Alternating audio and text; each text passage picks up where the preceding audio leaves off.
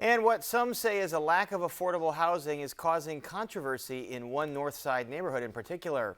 The aptly named Uptown neighborhood sits along the lake on the city's north side, and it's where Brandis Friedman and producer Marissa Nelson spent the day reporting as part of our Chicago Tonight in Your Neighborhood series. And Brandis, I think I recognize where you are, but tell our viewers what part of Uptown you're in. Yeah, Paris, I actually am in a very recognizable part of Uptown. You can't see it, but right in front of me is Uptown's color wheel. I'm at the intersection of Lawrence and Broadway, where the very famous jazz club, The Green Mill, is. I'm right outside the Riviera Theater. Of course, the Aragon Ballroom is not too far from him because this community is known for its entertainment venues as well as a bit of its culture, and we're going to get to all of that a little bit later on. But Paris, as you said, the controversy here is about who gets to live here and who can afford to live in Uptown. Developers are planning a 314-unit luxury apartment building to be built on the site of a parking lot that's currently next door to Weiss Hospital at 4600 North Marine Drive. Rents would range from $1,700 for a one-bedroom apartment up to $3,000 for a bigger space at market rate. Now, despite already being approved by the Chicago Zoning Commission, it has plenty of opposition. Less than half of the rental units in Uptown are actually affordable, and that the number of affordable units in Uptown has declined by 8.7%. And that's just between the period of 2012 and 2019.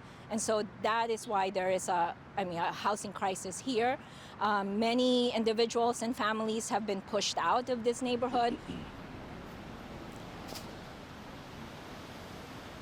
And UIC researcher Anna Guevara points to the fact that just across the street from where this apartment building would go are several homeless encampments. She and other affordable housing advocates are concerned not only about the lack of affordable housing, but also the changing face of the neighborhood if fewer communities of color can afford to live here.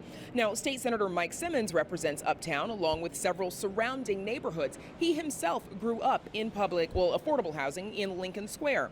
He takes a broader view and sees a more widespread problem. This is a phenomenon we're seeing all across the north side. We definitely see it on the far north side of Chicago, in Uptown, Edgewater, even on up into parts of Rogers Park. And so, it really is important to ensure that we keep the affordable housing we have and that we make sure that we keep the neighborhoods affordable and accessible for people who are longtime residents and newer people to the community who don't make a lot of money and can't afford those prices. So in order to comply with the city's affordable requirements ordinance, we're told 8 of this building's 314 units will be affordable. Now, at the time this was approved, the ordinance only required certain new Chicago housing developments to make 2.5% of its units affordable. It just went up to 5% this month. Now, the rent for those affordable units range from around $900 a month for studios to $1,100 for a 2-bedroom. Now, advocates say even though 8 units is compliant, they believe it's just the bare minimum.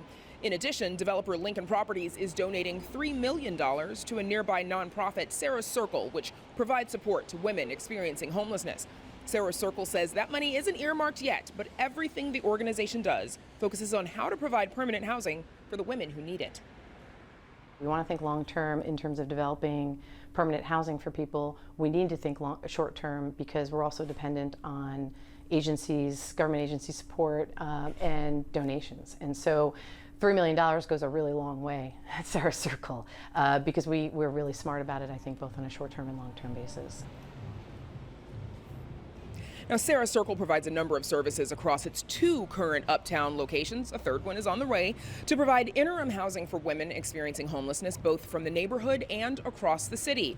But it also has 73 permanent housing units, apartments, for women who are working and ready to transition into a place of their own.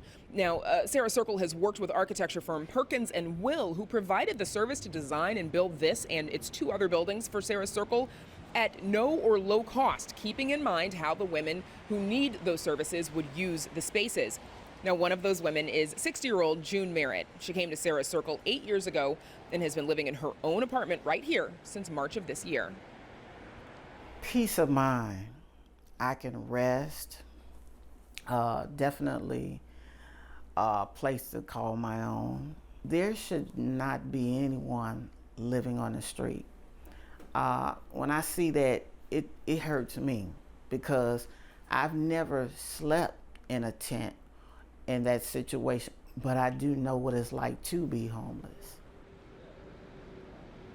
Now, as I mentioned earlier, this neighborhood is known for its entertainment venues, but it's also known for Argyle Street. Now, that is the place to find Vietnamese food in Chicago.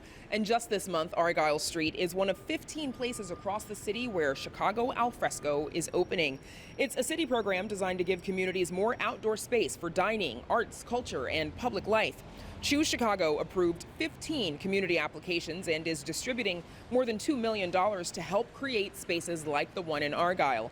Community group Uptown United is using its funds to expand outdoor dining along Argyle Street. The co-owner of an Argyle Street coffee shop called First Sip says she hopes that it helps to recover from the damage caused by the pandemic.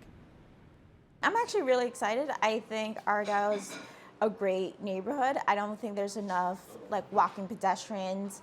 So it's going to be really cool because I think this is going to encourage people to come here to dine outdoors and also just see the neighborhood, walk around, check out the different shops. So I think it'll make the neighborhood more lively.